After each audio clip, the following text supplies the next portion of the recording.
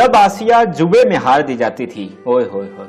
जब भी ये लाइन सुनता हूँ तो आसिया पर गुजरे दर्दनाक दिनों की यादें मेरे दिमाग को शल कर देती हैं। फिल्मी मुर्रिखीन ने जिस तरह आसिया पर किए गए जुल्म सितम को बयान किया है, सुनकर रोंगटे खड़े हो जाते हैं और जिस्म लरज जाता है। एक तरफ आसिया मौला जट जैसी लाजवाल फिल्मों की मरकजी हीरोइन थी, जिन्हें मशरिक से मगरिब और शुमाल से जुनूब पूरी दुनिया में पसंद किया गया। यहाँ तक कि इस फिल्म को भारत में मनाई जाने वाली गब्बर की फिल्म शोले से भी ज्यादा कामयाब फिल्म करार दिया गया और पाकिस्तान की पूरी फिल्मी तारीख में मौला जट की कोई मिसाल नहीं मिलती कि जिसके डायलॉग आज भी असेंबलियों और टीवी के प्रोग्राम्स में सुने जाते हैं। एक तरफ वो आसिया थी जो हकीकत में हुस्न की मलका और लाखों दिलों की शहजादी थी, जिसके मद्दा उसकी एक झलक देखने को तरसते थे और उसकी खूबसूरत आंखों में डूबना चाहते थे। न सिर्फ पाकिस्तान बल्कि दुनिया के कोने कोने में मौजूद फिल्मबीन उनके मद्दा थे और बड़े बड़े जागीरदार, बिजनेसमैन और दीगर बड़ी शख्सियात उनसे शादी करना चाहती थी। गोया कि उन्होंने एक तारीखी उरूज का ताज अपने सर पहना था। लेकिन इस आसिया का दूसरा रुख इतना दर्दनाक था,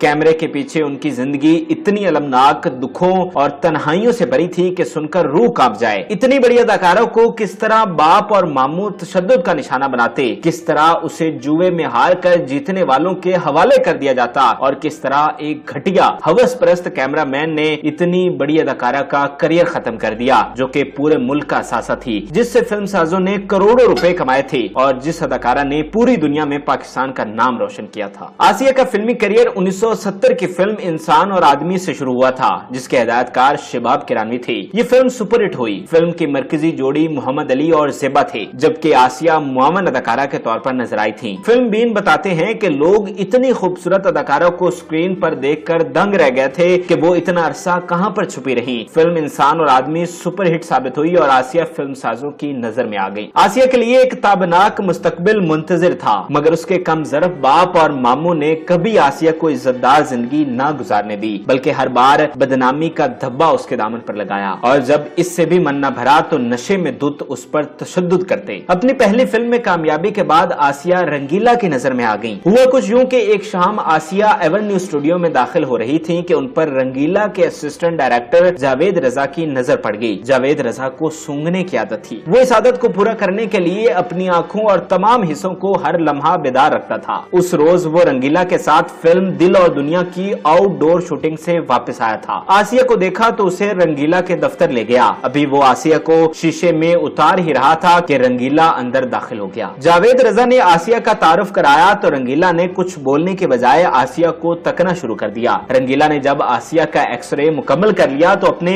मखसूस स्टाइल में जावेद से मुखातिब होकर कहा, कल शूटिंग होगी और इसी लड़की के साथ होगी। जावेद बड़ा हैरान हुआ, क्योंकि अगर शूटिंग होगी तो किस फिल्म के लिए होगी। अंडर शूटिंग फिल्म दिल और दुनिया के लिए तो दीबा को कास्ट किया जा चुका था और उसी दिन दीबा पर मुकम्मल गीत भी अक्सबंद हुआ था और फिल्म की कहानी में कोई ऐसा किरदार भी नहीं था जो आसिया को दिया जा सके। जावेद के माथे पर पड़े बल और उलझन रंगीला ने खुद ही दूर कर दिए। अपने मखसूस अंदाज में बोले, दीबा कट आसिया इन, अब दिल और दुनिया की हीरोइन आसिया होगी। फिल्म की शूटिंग शुरू हो गई और जब फिल्म रिलीज हुई तो बताया जाता है कि आसिया बेगम ने गोया तमाम हीरोइंस की छुट्टी करवा दी थी। हर तरफ उन्हीं के चर्चे हो रहे थे। आसिया रंगीला की फिल्मों का लाजमो मलजूम हिस्सा बन गई थी। इसके अलावा हर फिल्म साज उन्हीं के पीछे था। वो सही मानों में पंजाबी जट्टी थी। हसीनो जमील, कद काट, खूबसूरत नैन नक्श और जानलेवा अदाएं।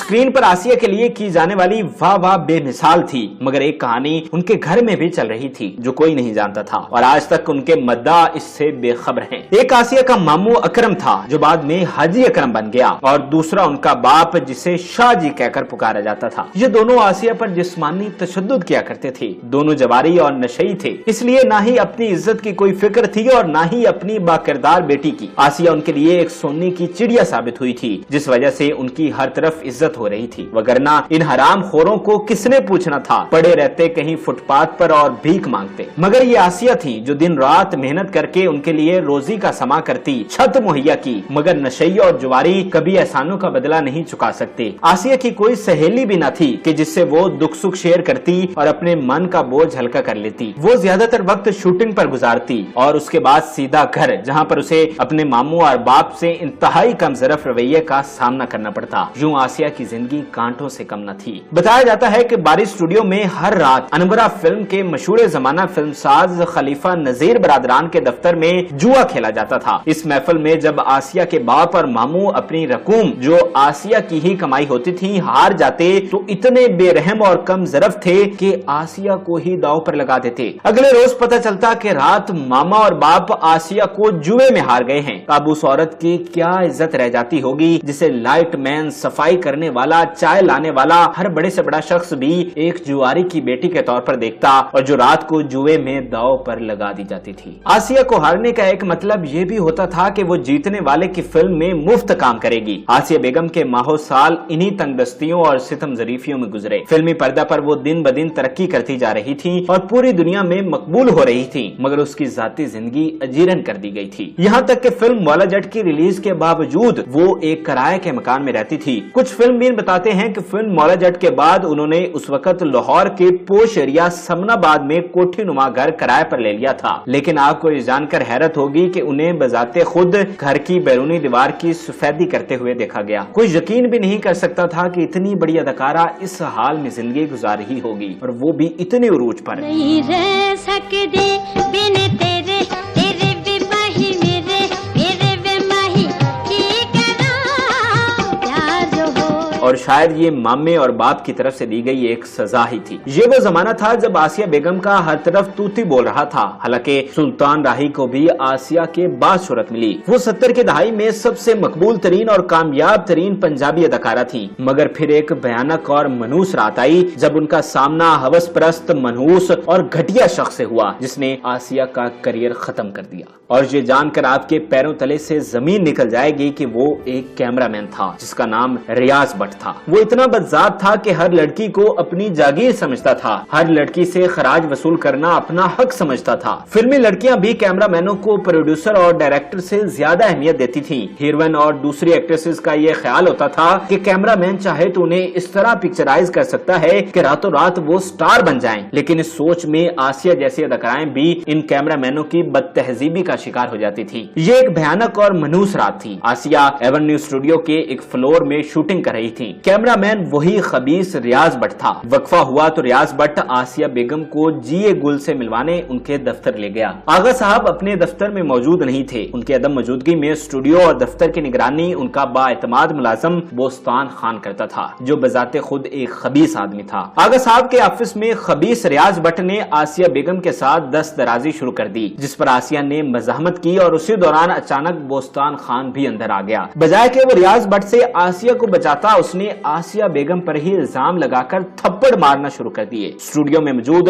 तमाम लोग वहां पर जमा हो गए और सितम जरीफी देखिए कि आसिया को ही कसूरवार ठहराया गया। वो कांप रही थी, वो रो रही थी और बेहिस हुजूम उन्हीं पर थू थू कर रहा था। आप खुद ही बताइए कि इतनी बड़ी अदाकारा जिसके मद्दा पूरी दुनिया में हो, वो एक खबीस, बदजात और बदसूरत कैमरामैन से इश्क लड़ाएगी। उस रात ने आसिया बेगम का करियर खत्म कर दिया था और फिर घर वापसी पर जो उनके साथ हुआ वो लफ्जों में बयान नहीं किया जा सकता। आसिया बेगम की वो दर्दनाक रात किस तरह गुजरी होगी, ये वही शख्स महसूस कर सकता है जिस पर गुजरी हो। सवाल ये भी है कि क्या ये वाकया महज रियाज भट्ट की घिनौनी हरकत थी या फिर किसी एक्ट्रेस का भी हाथ था। फिल्मी मुअर्रिखीन ये भी बताते हैं कि बोस्तान खान आसिया बेगम का आशिक था और जब उसकी ख्वाहिशात पूरी न हुई थी इसलिए उसने आसिया से इंतकाम लिया। लेकिन जो भी हुआ अच्छा नहीं हुआ। उस रात ने आसिया को मार डाला था। एक खूबरू और हसीन अदाकारा जो हकीकत में मुल्क का असासा थी, यूं बेहिस मुआशरे में रुस्वा हुई। आसिया बेगम ने इस वाकये के बाद फिल्म इंडस्ट्री को मुकम्मल तौर पर छोड़ने का, बल्कि ये मुल्क ही छोड़ने का फैसला किया। उस वाकये से अगले रोज यूसुफ खान दर्जनों आदमियों को लेकर उनके घर गए। क्योंकि करोड़ों की सरमायाकारी डूबने का खतरा था, लिहाजा